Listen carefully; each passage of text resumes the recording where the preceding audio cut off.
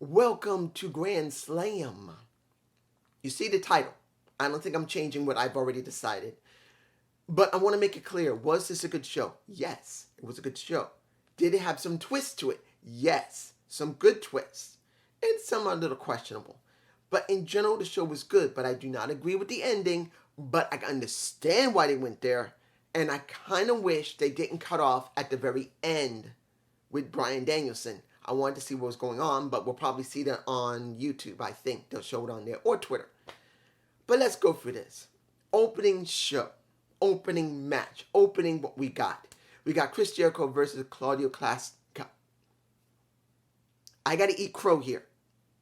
I'm fine with eating crow. Claudio versus Chris for the ROH title. I got to eat crow. I think I said it either at Supercard or Death Before Dishonor, maybe Supercard, that Chris would probably come to the show, but he probably would never hold a title there because it's too low in rank. Because since this is going to be Dynamite, Rampage, and not knowing if it's going to be a Elevation or Dark, ROH was going to be here. And I didn't expect him to be there except to do some cameos. I didn't expect him to hold a title. Well, guess what we got? We got a good match. Wasn't great. And I know not everyone think Chris can still go very well. Let's be honest. The guy's the same age as me. He came out in 71. He was born in 71. No, yeah, he was born in 1971. Maybe a couple of months before me. So he's already been 51 before I was. I think his birthday is the beginning of the year. Around March, maybe? Can't remember. But he still can go. If people think he can't, he can't. The question will be for how long. But he goes well enough to make it look good. Now, what we got in the show. We didn't get the Painmaker.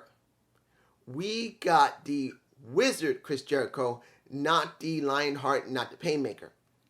It was a good match. But in the end, I was shocked. Not only did he cheat to win. Oh, really?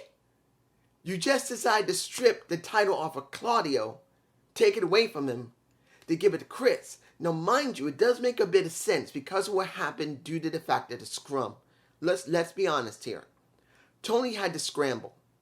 I'm saying this right now. Since the scrum happened with the Bucks, Kenny, and CM Punk along with his ace in the hole, pretty much they had to reshuffle things. Things that was going to be done with the Bucks of Kenny Omega and Punk have now been axed. So they have to rewrite stuff, retool things. And if Claudio is going to be part of that, there's no problem with it.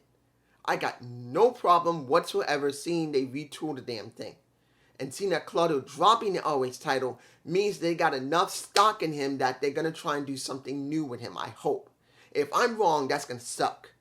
And that Chris getting this title now is not going to be 100% great for the Jericho Appreciation Society, even though now that Daniel Garcia has the title and Chris got the title, and Daniel was not very happy to see that Chris had to cheat to win. I'm just saying. Next, we got the match I kind of wish was further up in the card, but I understand why they did it. The Acclaimed versus Swerve and Keith Lee. We all knew what was going to. We knew this was coming. There was no way. There was no freaking way they were going to let Swerve Strickland, and Keith Lee retain. If they did, they would have had a riot in Arthur Ashe Stadium. They would have had a riot. Nobody would be happy. Nobody would have gone to the back of AEW. They would have thought that Tony was dumb.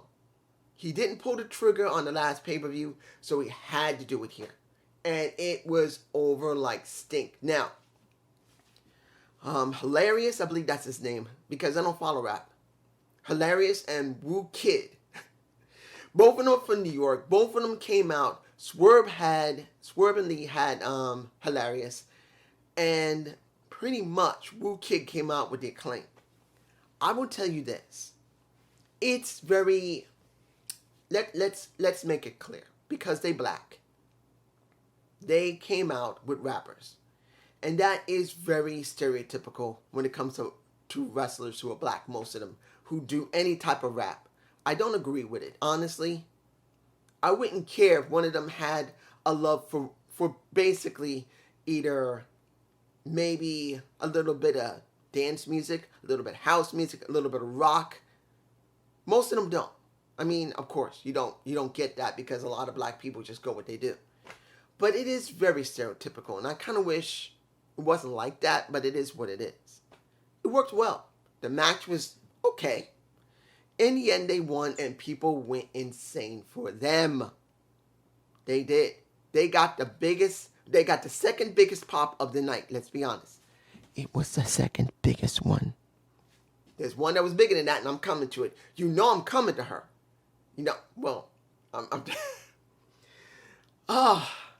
I'll be explaining that in a minute. Next, the All-Atlantic Championship. Pac's my boy. I don't know about none of you. I know I'm supposed to have posters that I designed myself, and I've had no time to do it because of all the craziness that's been going on for months for me. I have no time to get it printed up and have 2 posters that I designed myself for the women and for the men. I think I got 3 actually, but you know my point. I have not been able to show the posters. I am eventually getting them before the end of the year. That is my goal. Not just because it's expensive. It's not. I can get small ones like this big. Like here. I can get them that large. I don't have to get them huge. I can't afford like 40 or 50 bucks. I can get them for like $10. But because I've been so distracted and frustrated and anxiety ridden and a bit depressed, I won't lie about that. And I'm working through it. You still see me here. You don't see me constantly here. You know there's a problem. Because this is one of my outlets. But I've not had a chance to get them printed up. And he is on the cover of it. That's my boy. I've always loved Pac. But here, I was worried because we just had 2 title changes, even though it made no sense to trade it off of Pac, because the way they'd rather have someone from a non-American country maintain control of that title, I was kind of worried. Not saying that I hate an Orange Cassidy. I actually do. I like him. But the question is, would they pull the trigger? Would they actually let an American hold the All-Atlantic title? No. Match was fine. There was some good... Let me give it to you like this. This time Pac was, next to getting even more frustrated, he was a little more controlled.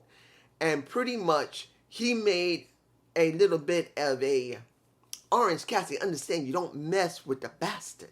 In the end, he won. Which makes me happy. But then it doesn't at the same time. Look, guys.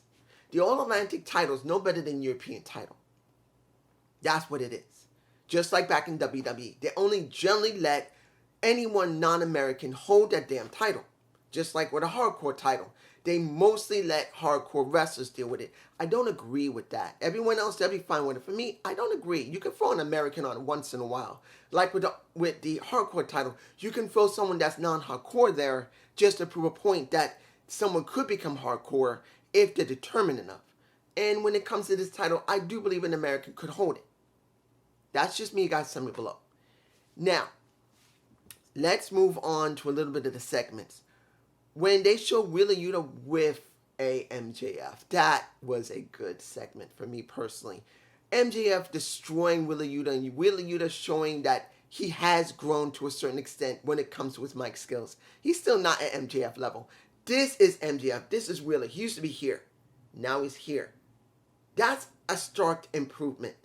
That's still not near here. MJF is the pinnacle of heelness and faceness. Sorry, that's the truth. He can either, of course, you know he can't be a face, but faces and heels are where MJF is. Wheeler was here. He's now here. He's improved, and I take that into account. So once it was over, Wheeler Yuta smacks a little bit of MJF. MJF hits him, and then he shoves a little bit of Tony Schiavone, who was doing the interview on Wheeler Yuta, to the ground. And he didn't take that very well. He said, because he shoved him, he said, he's getting fined. He is getting fined. Now, that goes with the story, what's going on with MJF and AEW generally. We know they're coming with a story. Eventually, a story is going to happen where MJF is going against not a personal wrestler with some type of story. It's going to be MJF versus AEW. That's what this is about. Him going against the company itself. They better, because that's the best story you're going to have for AEW. So this is just the first start of it, where he just put his hands on an official representative of the company. Fine, that's good. It's what we need. So, we also had the baddies. Trina, I believe, I've never seen her before. Now, she supposedly means something, I guess. But here's the thing.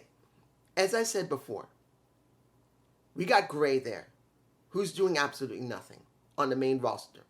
In other words, nothing on Dynamite, nothing on Rampage. If she's doing something on Darker Elevation, it means nothing, because the majority of people don't watch it.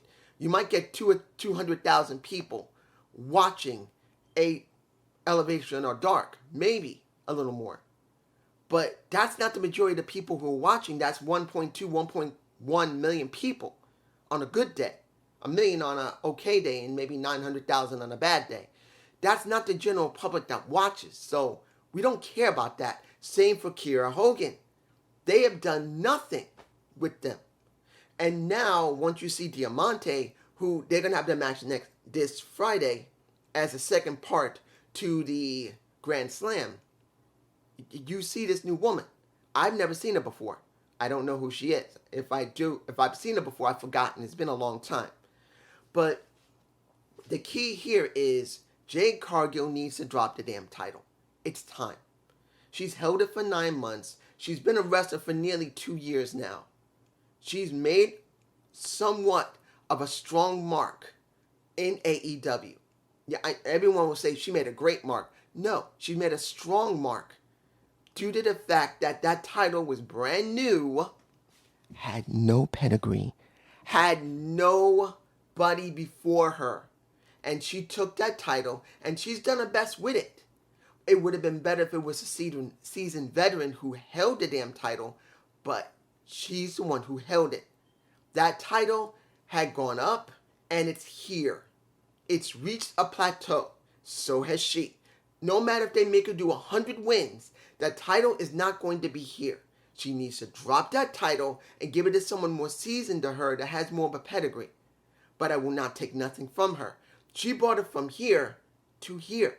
There's nothing wrong with that. She worked her ass off to prove that she can wrestle, that she can talk, and she can look damn good while doing it. And she has done all three. But there's so much a 2-year veteran can do with a brand new title that a 15-year veteran can do way more with better mic skills, better wrestling ability, better charisma, and a following. She's reached that point. So she needs to drop that title. It needs to happen. Maybe this woman will do it, but eventually it's got to be dropped. I'm hoping before the end of the year she drops that title and moves on to the world title. That's my point of view. Now, since we came up with this, the Fatal 4-Way for the AEW Women's title. I thought it was going to be Hayter there, but I was wrong with Selena Deeps. I forgot. So we had Deeps, we had Athena, we got the Toni Storm, and we got the Britt Baker, who broke her nose. I think this is one of the few images we're going to have. It's in my face. I don't know if I'm putting many images in. I may only put maybe a few, because I'm shooting through this quick. But we get Britt Baker breaking her nose due to the fact of one move that Athena did. Now, I've always known Athena to be a strong woman. She may not be tall, but she's similar to my mother in the sense that if you got a short woman, does not mean she's a frail woman. You got women who could be short, but very hard-boned, very dense. I've had a girlfriend that was dense-boned, too. I can tell you this. Seeing Athena hold up Britt Baker, and I believe it was also Toni Storm. Britt Baker and Toni Storm. She held them both up. She had Britt in her arms and Toni Storm on her back to do a Samoan drop. She threw Britt first, or was Britt on her shoulders? I can't remember. But Britt was already on the floor first. And once she tried to arch back, that is when she fucked up Britt Baker, because she landed square on Britt's face going sideways. She went crank, And the moment she did, she broke that damn nose of hers again. She just started to bleed like a stuffed pig, baby. Here's the picture again. Dude, that mess was great. It's horrible to see that Brit got hurt. I'm going to tell you that. But seeing a Athena who literally should be the TBS champion, that's by my point of view. She is a very long run wrestler who could have given more credibility to the TBS title. If you don't want her in the AEW position, you should have gave it to her in TBS. She just proved how good of a wrestler she is, and she can talk. She has charisma in her own way. And I truly believe she should have won that TBS title, but they didn't want to go there. And then we had this match, which I knew there was no way, even though she did that great spot. And I'm not a spot guy, but she did that great spot, broke the nose of a Britt Baker, and looked good while doing it. She wasn't going to win. There was no way they're going to take that title off of a Toni Storm that damn fast. It would be hot. To jump from one person to another with a title is the worst thing to do. You got the interim title. Due to the fact that we don't have I'm not against Thunder Rosa, but she should have dropped the title. And then rebuild herself back up. I think that would have been better because we still don't know if she's got to get surgery. She might get it. But I'm saying she should have dropped the title, and then it would be a lot more easier than seeing another interim title match like this. And seeing that Athena, who should have won the title, any title, has not. In the end, what did we get? Is where we got the loudest pop. Motherfucker, we got the biggest pop of the entire night, and I think the entire year. And I'm not joking. This might be the biggest pop we've gotten for the entire year. And not taking anything against Claudio. When Claudio came, when he came into AEW, it was loud. He was over. But let's be honest. For the men, he was one of the loudest you've heard in years. But when it comes to the women, even though we loved Athena, there's no way that Athena was even coming close to Saraya, the former page of WWE. And I believe I got a shot of her. And I got to say this. She looks totally different compared to 4 years ago when she was a mess. She looks healthier. She looks younger. Yeah, we know she's got fake boobs. Who cares? She's still sexy. She came out walking and blew the entire roof off the ass stadium. She blew it off. Exploded it. People were going ape shit for her. The way everything went. And here's the kicker. Yes, she's there now. And I'm sure at this point, Saraya probably can wrestle. She had to be tested to see if she's capable of going in the ring. Taking away if she's got a little ring rust, counting on her neck and her back. The question is, can she go? For her ending there, I don't think she's going to be a manager. I believe, particularly that Tony Schiavone said it himself, he knows this woman can go. And I also think that Excalibur said it too. She's going to wrestle. This is a change, dynamic change right now. As someone who's been so well known, so well loved, and so pissed off on how the situation was with WWE that she had no choice because she wanted to go back to wrestling. WWE was not going to let her, and she was just going to sit at home or become a ambassador to the WWE. She said, fuck that. I'm letting my contract expire. I'm leaving. I think that's what happened, unless John Laurinaitis said, you got to go, before he left. This is a change. But, I want to make this clear. You know what I've always said about Impact Wrestling and WWE? Short-term gain, long-term question. Is it going to last? Because usually with WWE, short-term gain, long-term loss, because they never book it right. This is where it's going to be very big question. Can they book Saraya correctly? They need to book this woman correctly. If she's got to win the TBS title and strip that shit off of Jade Cargill to give her something to do, they got to get it off Jade. If they do not do it in the next 6 months, or with Toni Storm, if they don't give it to her within 6 months, they fucked up. I'm saying it now because they got a lot of momentum right now. They got to book her to get a title. She has to get it over anyone, even though we want to see Athena get it. I want Athena to have a title, but I'm going to have to skip her because Saraya's there. I'm just saying. Finally, the last match of the night, and that is Moxley versus Bryan Danielson for the AEW title.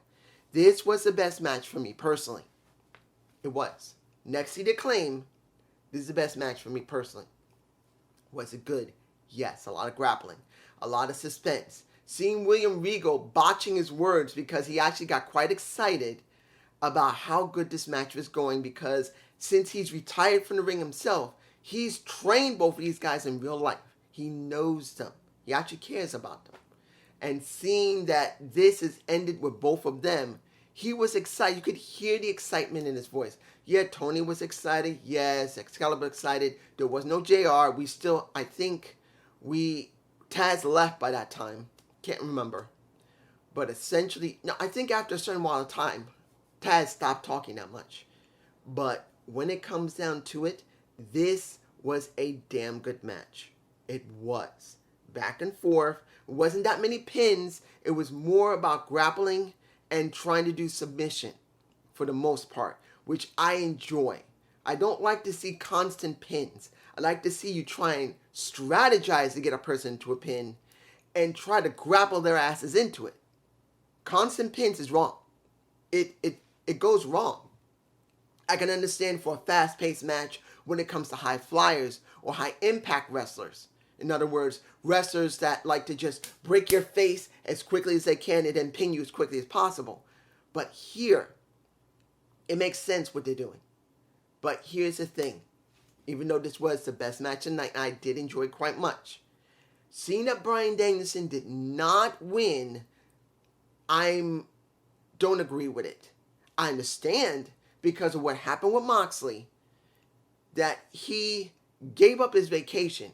He did all this, let me crank back. He did all that work while CM Punk was gone. He earned the right to be respected as the next champion. CM Punk comes back. And then this incident happened. And before this happened, he drops the title to CM Punk, who acted unprofessional. The Bucks acted unprofessional. Kenny Omega acted unprofessional. A brawl happens afterward. The entire roster, before even this, has been off balance as it was. And Chris Jericho, and Bryan Danielson had to become locker room leaders to get everything under control. Since he has put the company on his back and has gone through so much and even straightened his ass out by going to rehab when he clearly was still stable enough as an alcoholic, he chose to go himself. Someone didn't tell him. He didn't get in trouble with the law. He didn't get in trouble with his wife. He didn't get in trouble with the job. He just said, you know what? I'm done. I gotta take a break. I gotta get straight. The company didn't have a problem with it. His wife was totally happy with it. And it shows he didn't have no trouble with the police. He was stable enough to do it. But and I'm not promoting alcoholism. I grew up in a house with it. It is not something you want to see as a child. Seeing that he did this for his daughter, I commend him. Unfortunately, my mother was not functional enough to do the best thing she wanted to, even though she got me the good places that I need to go. She was still an alcoholic herself. So was my older half brother, who also did heroin. Luckily, I've never gone down that route. But in the end, seeing that he went that way shows he earned AEW's respect, Tony Khan's respect, the wrestlers' respect, and the fans' respect. So he getting this thing back, it does make sense. But this is what I'm thinking. Having Bryan Danielson get the title now would actually help a lot, because he's been around as long as CM Punk. CM Punk was supposed to be now the flag bearer of AEW. He was supposed to be. He got hurt, went away, came back. And then he acted totally inappropriate, totally wrong. Taking away what was going on, if it was true that Colt Cabana, Scott Colt, had been acting the way he was. I'm not saying he was. CM Punk could still be talking shit. But we now know the Bucks were involved in causing trouble, and Kenny was involved in causing trouble. Even Hangman did a little bit of trouble himself. I understand his rage, but as a professional who has been given the reins to run with the company's image, he is the company. The company is him. He chose not to. You could have done this for Bryan Danielson. Bryan has never had any type of issues. None. He retired and came back after fixing himself. He never showed any signs of problems outside WWE, inside WWE. He was one of the people who helped to try and straighten out the locker room. Hope he keeps doing it, along with those meetings they keep doing. So I'm hoping that he's doing that. But he's been in the business longer. He's got even more respect than Moxley. He's got almost the same amount of respect for Chris Jericho, who just won the ROH Championship. 8 titles now for him. It would have been easy to slide him in there to take the place of CM Punk, to be not just Moxley as the locker room leader, to let him be a locker room leader. Someone had been around for that long that everyone got respect. It could have worked. That's just me. No. Does that mean I hate that Moxley's there? No. I understand why they did it. And if it wasn't Bryan Danielson, I'm perfectly fine with it. But having Bryan there, I think would have been more better. Long term. That's just me. So was this a good show? Hell yes, it was. Did they do the right outcome for the ending? I wish they did not go down that route. I wish it was Bryan. But I understand why they didn't want to hot potato the title any more than it was. I'm making it clear. If Bryan did win, it would have felt like hot potatoing from CM Punk to Bryan. Well, from Moxley to CM Punk. Then he loses it. Then we get, now, Bryan Danielson. That's 3 guys within, 4 or 5 months. Easily. It's not pretty. But I understand why they did it. And I hope you enjoy this. Dynamite Delight. Please leave a comment below. Peace.